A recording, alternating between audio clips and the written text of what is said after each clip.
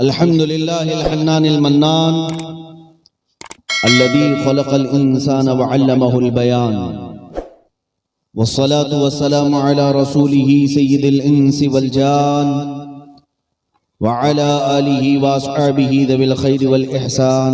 أما بعد، فأعوذ بالله من الشيطان الرجيم. بسم الله الرحمن الرحيم. أم حسبتم أن تدخلوا الجنة ولما يأتكم مثل الذين خلوا من قبلكم مستهم البأساء والضراء وزلزلوا حتى يقول الرسول والذين آمنوا معه متى نصر الله ألا إن نصر الله قريب. صدق الله مولانا العظيم. بارگاہ رسالت معاب صلی اللہ تعالی علیہ وسلم میں درود پاک کا ہدیہ پیش کریں. اللہم صلی علی سیدنا و مولانا محمد معدن الجود والکرم وآلہ واصحابہ الکرام وابنہ الکریم وبارک وسلم صلاة دائمتا سرمدا ابدا. میرے قابل قدر علماء ائمہ جو منبر نور پر جلوہ بار ہیں، میں آپ کے علاقے میں اگرچہ اجنبی ہوں مگر رشتہ بتاتا ہے کہ صدیوں پرانا ہے، اس لیے کہ ایمان والوں کا رشتہ چہرے سے نہیں بنتا، عشق مصطفیٰ سے بنتا ہے. میں سب علماء ائمہ مشائخ کے بارگاہ میں ادب سے ان کا ممنون ہوں، مشکور ہوں جو عزتوں سے انہوں نے نوازا. یہ کے بعد دیگرے میں سب کے نام پیش نہیں کر پا رہا ہوں، اور یہ حاضرین، یہ جو مجمع آیا ہے اور رات کے 12 بجنے کے بعد بھی آپ کا یہ جوش و ولولہ، آپ کی یہ جوانی اور مجمع کی رونق یہ بتاتی ہے، ہوا کی خوشبو بتا رہی ہے، وہ زلف اپنی لہرا رہے ہیں. ہوا کی خوشبو بتا رہی ہے، وہ زلف اپنی لہرا رہے ہیں. سواری طیبہ سے چل پڑی ہے، حضور تشریف لا رہے ہیں. ہمارا عقیدہ تو یہی ہے، ہمارا عقیدہ یہی ہے. سواری طیبہ سے چل پڑی ہے، حضور تشریف لا رہے ہیں. وہ آئیں گے، آتے ہوں گے، ابھی آئیں گے. وہ آئیں گے، آتے ہوں گے، ابھی آئیں گے. یہی سوچ کے ہم نے محفل کو سجا رکھا ہے، یہی سوچ کے ہم نے محفل کو سجا رکھا ہے. عزیزان گرامی وقار، یہ مجمع نہ زمزم صاحب کا ہے، نہ میرا ہے، نہ ناظم کا ہے. یہ مجمع صرف نام رسول پر جمع ہوتا ہے. اور لوگ ہمیشہ اس بات کو یاد رکھ لیں، ہمارے جیسی زندگیاں آتی رہیں گی، جاتی رہیں گی، مگر یہ کائنات کا پورا سبزہ اللہ نے صرف نام مصطفیٰ سے روشن رکھا ہے. اور یہ تمہارے چہروں کی رونق مصطفیٰ کے نام کی برکت سے ہے. لوگوں کا اس طرح جمع ہونا اور اپنی جانوں کا نذرانہ پیش کرنا کائنات میں کسی اور کے لیے ہو ہی نہیں سکتا. کوئی نیتا 5 سال کے لیے جمع تو کر سکتا ہے، لیکن دلوں پر راج صرف میرا مصطفیٰ کرتا ہے. روحوں پر اور دلوں پر راج صرف میرے نبی پاک کا ہوتا ہے.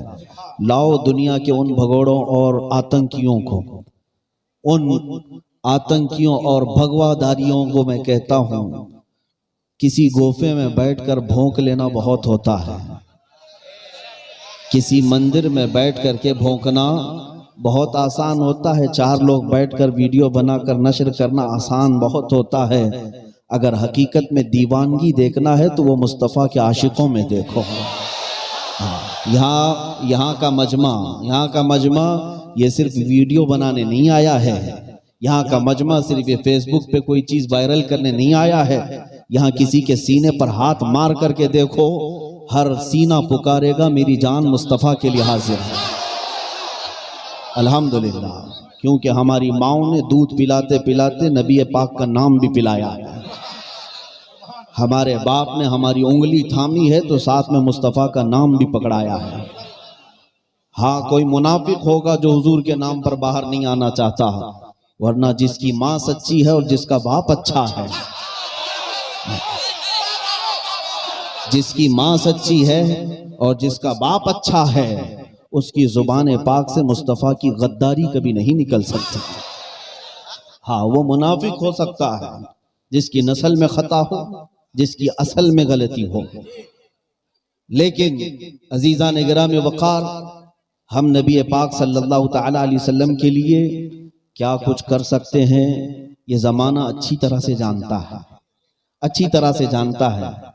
ایسے ہی نہیں کہا گیا دیوان گانے عشق مصطفیٰ کو دیکھ کر گھبرا گئی ہے گردش دوراں کبھی کبھی۔ ہاں یعنی حضور کے دیوانوں کو دیکھ کر عام لوگ تو عام طوفانوں نے اپنا رخ موڑ لیا ہے، سمندروں کی موجوں نے راستہ دے دیا ہے، جنگل کے درندے فرما بردار ہو چکے ہیں۔ تاریخ کی سچائیاں میں بتا رہا ہوں، جس راہ سے گزرا ہے مصطفیٰ کا غلام، ہر راہ کو اپنا غلام بناتا گیا ہے، ہر میدان میں اپنا پرچم لہراتا گیا ہے۔ اسی غلامی کے شان کو تو اقبال نے کہا تھا، ہم ان بزرگوں کے وارثین میں سے ہیں۔ آپ کس میں سے ہیں وہ بھی یاد رکھ لینا، میں تو فخر سے یہ بات کہتا ہوں، ہم ان اسلاف کے وارثین میں سے ہیں جن کا نعرہ تھا ٹل نہ سکتے تھے جنگ میں اگر اڑ جاتے تھے، ٹل نہ سکتے تھے جنگ میں اگر اڑ جاتے تھے، پاؤں شیروں کے بھی میدان سے اکھڑ جاتے تھے، تجھ سے سرکش ہوا کوئی تو بگڑ جاتے تھے۔ میں حضور کو حاضر و ناظر کہہ کر کے عرض کر رہا ہوں، یا رسول اللہ تجھ سے سرکش ہوا کوئی تو بگڑ جاتے تھے، ارے تیغ کیا چیز ہے ہم توپ سے بھی لڑ جاتے تھے۔ یہ ہمارے اسلاف کا طریقہ رہا ہے، ہم طوفانوں کے رخ کو کبھی نہیں دیکھتے تھے، ہمارے سامنے کون سا درندہ منہ پھاڑے آ رہا ہے یہ کبھی نہیں دیکھتے تھے، اس لیے کہ مصطفیٰ کریم صلی اللہ علیہ وسلم کے دیوانوں میں صرف اور صرف یہ ایک جذبہ ہوتا ہے، میرے آگے رب ذوالجلال کی عنایت ہے، میرے پیچھے مصطفیٰ کی حمایت، بس غلام کو اس سے بڑھ کر اور چاہیے کیا؟ رسول پاک صلی اللہ تعالی علیہ وسلم کے غلاموں کو آج پھر دنیا ان کا ایمان ناپنے کے لیے ان کا بخار چیک کرنے کی کوشش کر رہی ہے۔ یہ پاکھنڈی جو گستاخیاں کرتے ہیں یوں ہی نہیں کرتے، یہ زرخرید ہوتے ہیں، یہ پورے پیسوں پر بکے ہوئے یا تنخواہ دار ہوتے ہیں، اور ان کو بٹھا کر کے باضابطہ حضور کی شان میں گالیاں دلوائی جاتی ہیں۔ کیوں میرے عزیزو؟ صرف اور صرف ایمان والوں کا ایمان چیک کرنے کے لیے کہ اب مسلمان کتنے زندہ ہیں۔ میں جانتا ہوں پوری دنیا اس تاریخ کو اچھی طرح سے جانتی ہے کہ مسلمانوں کی اولاد کو کاٹ دیا گیا، ان کی عورتوں کو بیوہ کر دیا گیا، ان کے گھروں کو اجاڑ دیا گیا، ان کی مسجدیں تباہ کر دی گئیں، ان کی خانقاہیں اجاڑ دی گئیں، ان کی جائیدادیں کرک کر لی گئیں، ان کی عزتیں ختم کر دی گئیں، لیکن خاموش رہتے رہے۔ ان تمام معاملات پر یہ مسلمان سمجھوتا کر لیتا ہے، اس کو بھوکا رکھا جائے، اسے پیاسا رکھا جائے، اسے ٹکڑوں میں تبدیل کر دیا جائے، یہ برداشت کر لیتا ہے۔ لیکن دنیا جانتی ہے ایک ہی چیز ہے جس پر مسلمان برداشت نہیں کرتا، وہ نام مصطفیٰ، وہ ناموس رسالت ہے، وہ محمد عربی صلی اللہ علیہ وسلم کی ذات پاک ہے۔ اس بات پر مسلمان کبھی سمجھوتا نہیں کرتا، اس بات پر کبھی مسلمان کمپرومائز نہیں کرتا۔ اور یہی میں دوسروں کی بات تو نہیں جانتا، لیکن ہم تو بریلی والے ہیں، ہمارے آقاؤں نے ہمیں یہ سکھایا ہے، نبی سے ہو جو بیگانہ اسے دل سے جدا کرتے ہیں، پدر مادر برادر جان و مال ان پر فدا کرتے ہیں۔ بار بار اس کی سیٹنگ چینج نہ کریں۔ رسول پاک صلی اللہ تعالی علیہ وسلم کے غلاموں کا حال جو ماضی میں تھا اور اسلاف نے ہمیں دیا، میں اس کے چند نمونے آپ کے سامنے رکھتا ہوں۔ عزیزان گرامی، یہ ناموس رسالت کیا چیز ہے؟ ناموس رسالت کا مطلب ہے حضور کی عزت، میرے آقا صلی اللہ علیہ وسلم کی عزت۔ یاد رکھنا رب ذوالجلال بڑے بڑے گناہوں کو معاف فرماتا ہے، زنا جیسے گناہوں کو بھی معاف فرماتا ہے، لیکن حضور پاک کی عزت پر بھونکنے والے کو اللہ تعالی ہمیشہ کے لیے ختم فرماتا ہے۔ ختم اللہ علی قلوبہم، ان کے دلوں پر مہر لگاتا ہے، ان کی آنکھوں پر، ان کی بصارت پر، ان کی سماعت، ان کی کانوں پر اللہ مہر لگا دیتا ہے، وہ واپس پلٹ نہیں آتے۔ گستاخان رسول کا بڑا برا انجام پہلے بھی ہوتا رہا، اب بھی ہوگا، پہلے سے ہوتا رہا، اب بھی ہوگا۔ یہ دنیا کا سب سے بھیانک گناہ ہے۔ آپ کو پتا ہے اسلام میں اسلامی حکومت ہو تو بہت سارے گناہوں پر سزا تو دی گئی ہے، توبہ کر لینے کے بعد بہت سارے لوگوں کو معاف کرنے کا بھی حق دیا گیا ہے۔ کوئی توبہ کر لے، سچی توبہ کر لے تو اسے عفو درگزر کر دیں، چھوڑ دیں اس کو۔ لیکن شاتم رسول، گستاخ رسول توبہ کرنے کے بعد بھی واجب القتل ہے۔ اس کی وجہ کیا ہے؟ یہ ایسا کینسر ہے کہ اس کا دنیا سے جانا ضروری ہے۔ یہ ایسا کینسر ہے، اس کا دنیا سے جانا از حد ضروری ہے۔ اسلام نے یہ سزا یوں ہی نہیں رکھی۔ آپ کو میں بتاؤں، سلطان صلاح الدین ایوبی کا نام سنا ہوگا۔ وہ عظیم جرنیل ہے اسلام کا، عظیم سپہ سالار ہے اسلام کا، جس نے کئی جنگیں لڑی اور عیسائیوں کے ساتھ لڑتا رہا۔ 12,000 کا لشکر لے کر 4 لاکھ لوگوں سے لڑتا تھا، لیکن فتح کامرانی اس کے قدم چومتی تھی۔ صلاح الدین ایوبی کی ایک عادت خاص تھی، عربوں کو تو چھوڑو، انگریزوں نے لکھا ہے تاریخ۔ ریچرڈ نام کا ایک مورخ ہے انگریز، اس نے کتاب میں لکھا ہے کہ پوری تاریخ میں صلاح الدین جیسا سپہ سالار میں نے دیکھا ہی نہیں۔ یہ انگریز کیوں لکھتا ہے؟ سنو توجہ سے، اس لیے کہ وہ صلاح الدین ایوبی کی تاریخ میں کہتا ہے اتنا بڑا یہ سپہ سالار تھا کہ اگر اس کے ہاتھ میں 100 قیدی آ جائیں، جنگی 100 قیدی آ جائیں عیسائیوں کے، تو 100 کے 100 کو بھی آزاد کرتا تھا، نہیں قتل کرتا تھا، مارتا نہیں تھا، انہیں فدیہ لے کر یا معاف کر کے چھوڑ دیا کرتا۔ سب سے زیادہ معاف کرنے والا سپہ سالار صلاح الدین تھا۔ لیکن آپ کو میں بتاؤں، آج جو لوگ معاف کرنے کی بات ہمیں بتاتے ہیں، درگزر کرنے کے معاملات ہمیں سکھاتے ہیں، حکمت اور مصلحت کے ساتھ چلنے کے سبق ہمیں پڑھائے جاتے ہیں، صلاح الدین جو سب سے زیادہ معاف کرتا تھا، ایک وقت ایسا بھی آیا ملک شام سے ایک قافلہ مسلمانوں کا گزر رہا تھا، عیسائیوں کا ایک سپہ سالار برنس نام ہے، اس نے ان مسلمانوں کے قافلے کو پکڑ لیا، ان کا مال لوٹا اور انہیں مارا بھی۔ ان میں عورتیں تھی، بچے تھے، لیکن اس کا کام یہ تھا، برنس کا، جب بھی مسلمان کو مارتا تھا یوں تانا دیتا تھا، بلاؤ اپنے محمد کو، کہاں ہے وہ محمد جس کا تم بڑا ذکر کرتے ہو؟ تو مسلمانوں کو اس سے زیادہ چھلنی کرنے والا جملہ نہیں ہوتا۔ ماں باپ کی گالی دی جائے تو الگ مسئلہ ہے، لیکن نبی پاک کا نام لیا جائے مسلمان کا دل زخمی ہوتا ہے۔ وہ برنس بار بار زخمی کرتا تھا، مسلمانوں کو مارا بھی، لوٹا بھی، پیٹا بھی، لیکن یہ لٹا ہوا قافلہ جب واپس آیا، صلاح الدین اس وقت حلب کی زمین پر، ملک شام میں حلب میں تھے، آ کر کے لوگوں نے داستان سنائی۔ یہ وہ وقت تھا جب صلاح الدین سخت بیمار تھے، بہت بیمار تھے، بستر سے اٹھ نہیں سکتے تھے، بستر پر لمبے سوئے ہوئے تھے۔ جب آ کر کے لوگوں نے یہ بتایا کہ وہ مارتا تھا اور بار بار یہ کہتا تھا کہ بلاؤ محمد کو، جلال آیا بستر پر، بیماری کے عالم میں۔ صلاح الدین نے کہا جاؤ تم لوگ اپنے اپنے گھروں پر، جانتے ہیں میں نے تاریخ میں ایسا کوئی سپہ سالار اور جنگجو نہیں دیکھا جو مریض اور بستر مرض سے اللہ کی بارگاہ میں منت مانگتا ہے، اے مولا صلاح الدین کو تو نے بہت کچھ عطا کیا، آخری بار تیرے دربار میں ایک منت ہے میری، مجھے اتنی زندگی دے دے کہ میں برنس کا سر قلم کروں، اتنی زندگی دے دے کہ میں اس گستاخ رسول کو اس کے انجام تک پہنچا سکوں۔ اور روتا رہا، بیماری تو ہے کہ پکڑی رہی جسم کو، بیماری جاتی نہیں تھی۔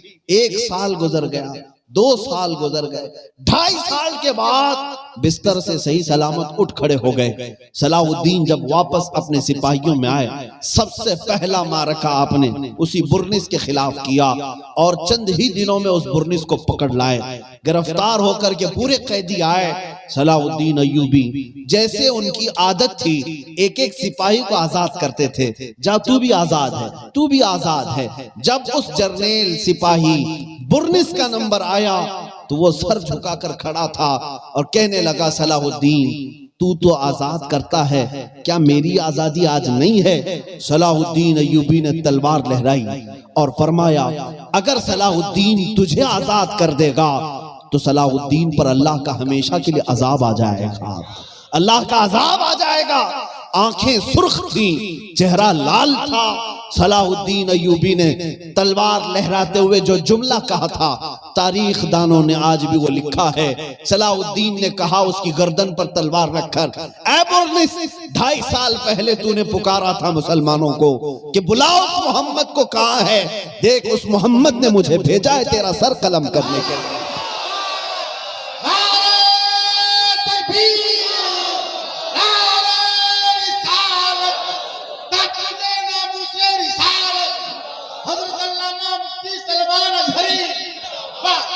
سر قلم کر دیا۔ اس کے بعد جانتے ہیں جو بات مجھے عرض کرنی ہے وہ یہ ہے، جو فاتح اسلام ہے، فاتح بیت المقدس صلاح الدین ایوبی، جس کا چرچا صدیوں تک آج تک ہو رہا ہے، لیکن جانتے ہو وہ جو 2.5 سال گزرے صلاح الدین کے، تاریخ میں یہ بھی لکھا ہے جس دن مسلمانوں کے قافلے نے بیماری کی حالت میں صلاح الدین کو سنایا تھا یہ جملہ کہ برنس نے نبی پاک کو کوسا ہے، تانا مارا ہے، صلاح الدین نے اپنا بستر ہٹا دیا۔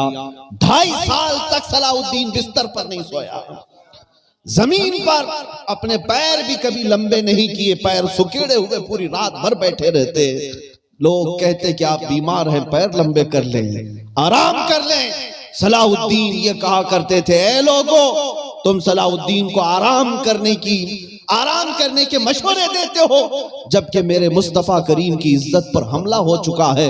قیامت کے دن اگر مجھ سے سوال ہو گیا کہ نبی کی شان میں گالیاں دی جاتی تھی اور تو بستر پر سو رہا ہوتا، میں کیا جواب دیتا؟ یہی تحفظ ناموس رسالت ہے۔ اے مسلمانوں، صلاح الدین کو پڑھو اور اپنے بچوں کو پڑھاؤ، تب تمہیں پتا چلے گا عظمت رسالت کیا ہے، مصطفیٰ کریم کا مقام کیا ہے۔ اے مسلمانوں، اے نوجوانوں، آج دنیا نے ہو سکتا ہے فیشن کے ذریعے سے، ایجوکیشن ڈپلیکیٹ کے ذریعے سے تمہیں مصطفیٰ کریم سے دور کر رکھا ہے، بیگانہ کر دیا ہے، لیکن اب بھی مجھے پتا ہے کہ میرے مصطفیٰ کریم کی محبت کی چنگاریاں ابھی بھی تمہارے سینوں میں روشن ہیں۔ اگر روشن نہ ہوتی تو رات کی اس تاریکی میں اس مجمع کو میں کبھی نہیں دیکھ رہا ہوتا۔ نبی کے نام پر آنے والا مجمع، اس سے میں صرف امید نہیں یقین رکھتا ہوں کہ ان کے سینے ابھی بجھے نہیں ہیں، چراغ ابھی گل نہیں ہوئے ہیں۔ مصطفیٰ کریم صلی اللہ علیہ وسلم کی محبت کی چراغ اب بھی روشن ہے، بس اس چنگاری کو شعلہ بنانے کی ضرورت ہے۔ جس دن تمہارے سینوں میں موجود یہ عشق مصطفیٰ کی شمع روشن ہو گئی اور شعلہ بن گئی تو پھر ظالموں کی خیر نہیں، ظالموں کی خیر نہیں۔ انہیں بتا دینا، بتلا دو گستاخ نبی کو غیرت سنی زندہ ہے، بتلا دو گستاخ نبی کو غیرت سنی زندہ ہے۔ ان کے نام پہ مر مٹنے کا جذبہ کل بھی تھا اور آج بھی، ان کے نام پہ مر مٹنے کا جذبہ کل بھی تھا اور آج بھی ہے۔ لب پر نعت پاک کا نغمہ کل بھی تھا اور آج بھی ہے۔ میرے نبی سے میرا رشتہ کل بھی تھا اور آج بھی ہے۔ اپنا سب کچھ گنبد خضرا کل بھی تھا اور بس اسی پر جمع ہونا ہے۔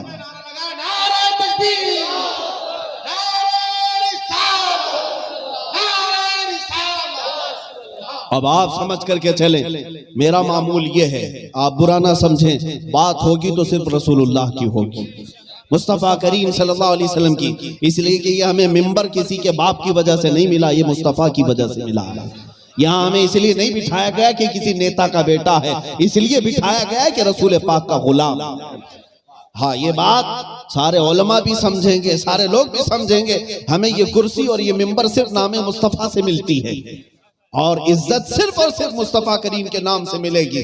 آج آپ کو بھی میں یہ کہتا ہوں، میرا ایک جملہ یاد رکھ لینا، ایک جملہ، حضور پاک صلی اللہ تعالیٰ علیہ وسلم کا نام جپتے رہو، ان کی عزت کی بات کرتے رہو، تو ہوگا کیا؟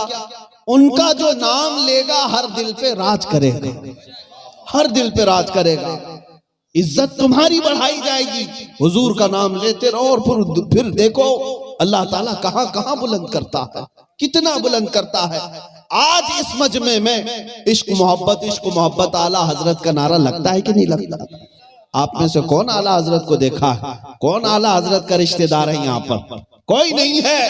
یہاں پر رشتہ اعلیٰ حضرت سے جو ہمارا ہے وہ خون کا اگرچہ نہ ہو لیکن عشق کا ضرور ہے۔ کیوں؟ آج 100 سال کے بعد بھی ان مجمعوں سے اعلیٰ حضرت کا ذکر ختم نہیں ہوا. ان مجمعوں سے اعلیٰ حضرت کا ذکر ختم کیوں نہیں ہوا؟ اس لیے کہ جس اعلیٰ حضرت نے اپنی پوری زندگی نام مصطفیٰ پکارتے رہے، حضور کی عزت کی بات کرتے رہے، تو پھر اللہ کا قانون یہی ہے، بے نشانوں کا نشان مٹتا نہیں، مٹتے مٹتے نام ہو ہی جائے. اعلیٰ حضرت کا نام اب ہمیشہ رہے گا. امام شرف الدین بوسیری کا نام کبھی نہیں بھلایا جائے گا. ملا عبد الرحمن جامی کا نام کبھی نہیں بھلایا جائے گا. حسان بن ثابت مجموعوں سے کبھی ختم نہیں ہو سکیں گے. غریب نواز غوث اعظم کبھی ختم نہیں ہوں گے، اس لیے کہ انہوں نے اپنی زندگیاں پوری مصطفیٰ کی خدمت میں گزاری ہیں، ناموں سے رسالت کی حفاظت میں گزاری ہیں. اور کبھی یہ مجمع چاہے 100 سال کے بعد بھی یہاں آئے، تب بھی یہی اعلیٰ حضرت کا نعرہ تر و تازہ ہی لگتا رہے گا. آپ کو ایک بات میں بتا دوں، حضور کے نام کی بات کرتے رہے، دنیا مٹانا چاہے کوشش کر لے، لیکن کبھی ہو نہیں سکتا. یہ آج آپ جو سمجھ رہے ہیں، مجھ فقیر کو دیکھ لو، میرے پیچھے بڑی بڑی چیزیں پڑی ہوئی. میں یہ ڈرانے کے لیے نہیں کہتا، میں اعزاز کے طور پر کہتا ہوں. دشمنوں کی فوجیں اور پھر آتنکیوں کی، بھگواداریوں کی، اور پھر ان میں وردی والوں کی بہت ساری چیزیں، اور جو طاقت لگا کر کے وہ کچھ کرنا چاہے میرے ساتھ تو کر کے دیکھ لیں. میں بارہا یہ جملہ کہتا ہوں، میں اٹھا ہوں مصطفیٰ کی عزت کا نام لے کر، اور کوئی چیز نہیں. میرا جو چہرہ ہے، میری جو امیج ہے، وہ صرف نام مصطفیٰ سے ہے. حضور کی عزت کی بات کرتا ہے. اب اگر کوئی میری گردن مار بھی دے تو میں فخر سے کہتا ہوں، تم مار تو سکتے ہو، مردہ کبھی نہیں کر سکتے. مردہ کبھی نہیں کر سکتے. مرنا اور ہے، مردہ ہونا اور ہے.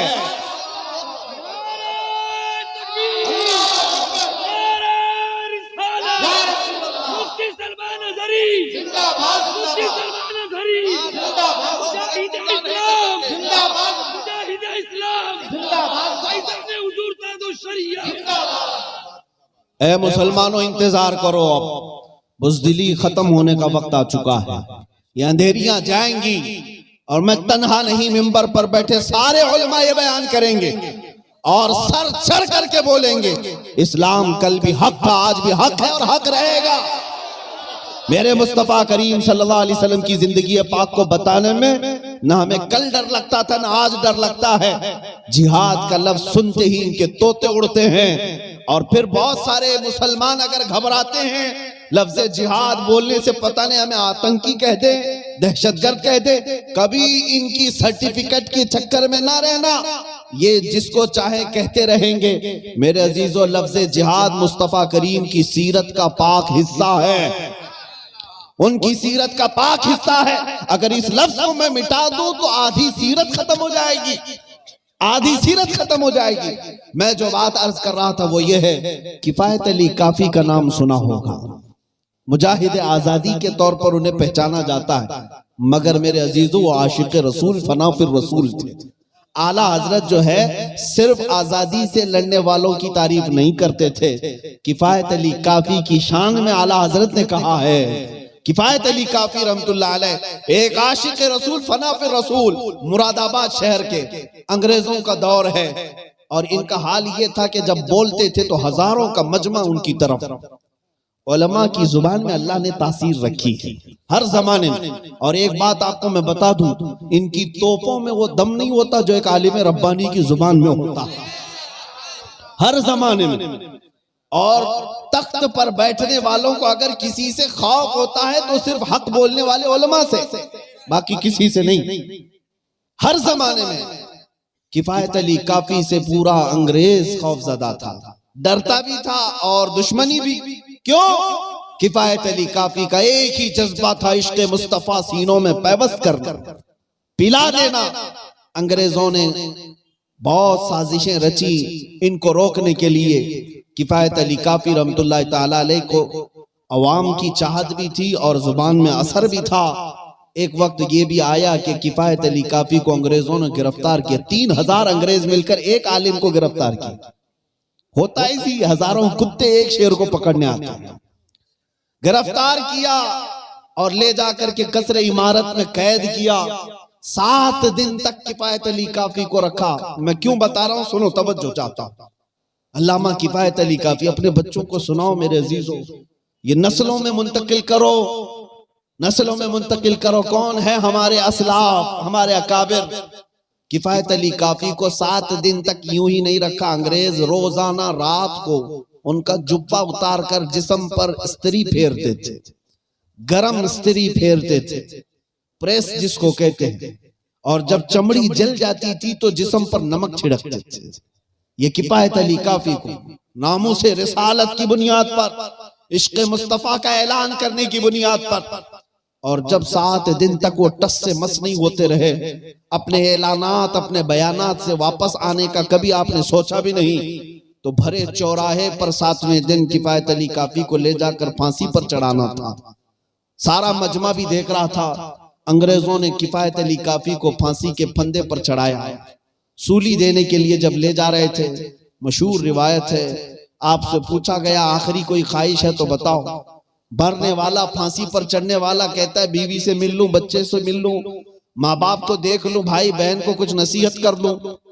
کفایت علی کافی کیا کہتے ہیں؟ ہاں میری آخری خواہش ایک ہی ہے کہ میں ایک بار نعت مصطفیٰ پڑھ لوں، مصطفیٰ کریم صلی اللہ علیہ وسلم کی نعت پڑھ لوں. انگریز دیکھتے رہ گئے. آخر کوئی ایسا بھی ہے جو زمانے سے جا رہا ہو، اسے اپنے رشتوں کی فکر نہیں، اپنے اولاد اپنے مال و متاع کی فکر نہیں، جا رہا ہے تو مصطفیٰ کے نغمے سناتا جا رہا ہے. اور جب پھانسی کے پھندے پر جانا تھا تب کفایت علی کافی یہ پڑھتے جا رہے تھے، کوئی گل باقی رہے گا نہ چمن رہ جائے گا، پر رسول اللہ کا دین حسن رہ جائے گا. سب فنا ہو جائیں گے کافی وہ لیکن حشر تک، سب فنا ہو جائیں گے کافی وہ لیکن حشر تک نام حضرت کا زبانوں پر سخن رہ جائے گا.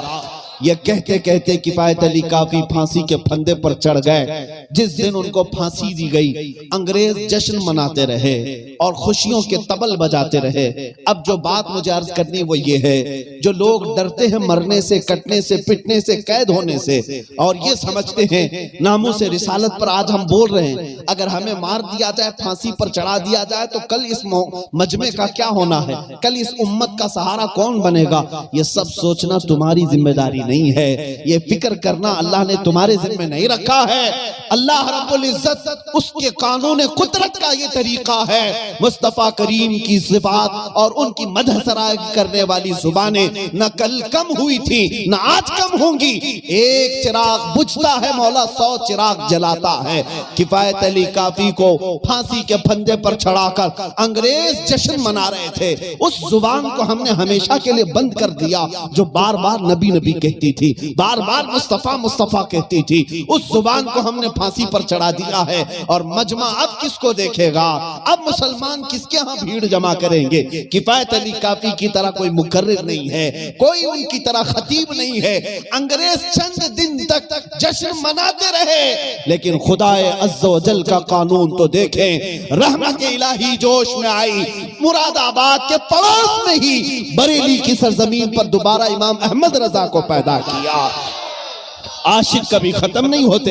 ادھر کفایت علی کافی پھانسی پر چڑھ گئے اور ادھر بریلی میں امام احمد رضا پیدا ہوئے.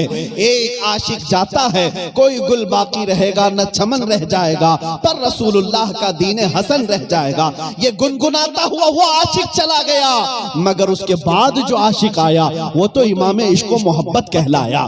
وہ تو کروڑوں دلوں میں یہ عشق پیوست کر کے چلا گیا. یا رسول اللہ، یا رسول اللہ، کروں تیرے نام پہ جاں فدا، نہ بس ایک جاں دو جہاں فدا، دو جہاں سے بھی نہیں جی بھرا، کروں کیا کروڑوں جہاں نہیں. یہ کون کہتا رہا؟ وہی عاشق صادق امام احمد رضا خان فاضل بریلوی. میرے عزیزو، ناموں سے رسالت کی حفاظت کرنا اگر اللہ نے تمہارے حصے میں رکھا ہے تو کر گزرو. یہ نہ سوچنا کہ میں کہاں تک پہنچوں گا، میرے ساتھ کیا کیا جائے گا، مجھے کیسے مارا جائے گا. یہ سوچنا تمہاری ذمہ داری نہیں ہے، بلکہ تمہارے صرف اتنا فخر کرنا چاہیے، کروڑوں کے ہوتے ہوئے مولا نے مصطفیٰ کی خدمت کے لیے مجھ نکمے کو چن لیا ہے۔ میں اگر حاضر ہوتا ہوں مصطفیٰ کی خدمت کے لیے تو اس سے بڑھ کر میرے لیے اعزاز کیا ہو سکتا ہے؟ یہ ایک جان کیا ہے اگر ہو کروڑوں، یا رسول اللہ یہ ایک جان کیا ہے اگر ہو کروڑوں، تیرے نام پہ سب کو وارا کروں میں، حبیب خدا کا نظارہ کروں میں، دل و جان ان پر نثارہ کروں میں۔ عزیزان گرامی وقار، رسول پاک صلی اللہ تعالیٰ علیہ وسلم کی محبت و عظمت میں تمہیں اس انداز سے بتانا چاہتا ہوں کہ تمہارے دلوں سے خوف نکل جائے، ڈر نکل جائے۔ جس چیز کا خوف دلا کر ایک لاٹھی سے مجمع منتشر کر دیا جاتا ہے، وہ قوم تم نہیں ہو۔ تم اپنے سینوں کو مصطفیٰ کے لیے سنبھال رکھنا، اپنی گردنوں کو حضور کی امانت سمجھنا۔ تم لاٹھی ڈنڈے سے بھاگنے والی قوم نہیں ہو سکتے۔ اسلاف صحابہ کرام کے اگر تم وارث ہو تو سنو، ہمارے اسلاف کا طریقہ تو یہ تھا۔ احد کے میدان میں پانسا پلٹ گیا ہے، کفار و مشرکین بھاری ہو چکے، صحابہ کی جانوں کو خطرہ لاحق ہو گیا۔ ایک نہیں، دو نہیں، 4 10 نہیں، 70 صحابہ کی شہادتیں ہو گئی۔ احد کے میدان میں 70 صحابہ کی جانیں چلی گئی، اور کیسے کیسے اگر میں منظر بتاؤں تو رونگٹے کانپ جائیں۔ احد کے میدان میں مصطفیٰ کریم صلی اللہ علیہ وسلم بیٹھے ہوئے، میرے اندازے کے مطابق میں نے جو پڑھا ہے سب سے کٹھن اور سب سے سخت ترین جو جنگوں میں جنگ آئی ہے وہ احد کی جنگ تھی۔ وہاں پر حضور کے کتنے عزیز شہید ہوئے تھے جانتے ہیں؟ مصعب بن عمیر گئے، عبداللہ بن جہش حضور کے ایسے صحابی، حضور ان سے بڑا پیار کرتے تھے۔ عبداللہ بن جہش کو کافروں نے کئی ٹکڑوں میں بدل دیا تھا، ان کی ہر انگلی کاٹ دی تھی، ہاتھ پیر ناخن سب کاٹ دیے تھے، ناک کاٹی، ہونٹ کاٹے، کان کاٹے، اور کافروں نے رسی میں ان کے اعضاء پرو کر کے ہار بنا کر کے پہنا تھا۔ یہ عبداللہ بن جہش کے ساتھ ہوا۔ امیر حمزہ جو خود رسول اللہ کے چچا ہیں، ان کو سینے پر نیزہ مارا، سینہ چاک کر کے کلیجہ نکال کر کے حضور کے ساتھ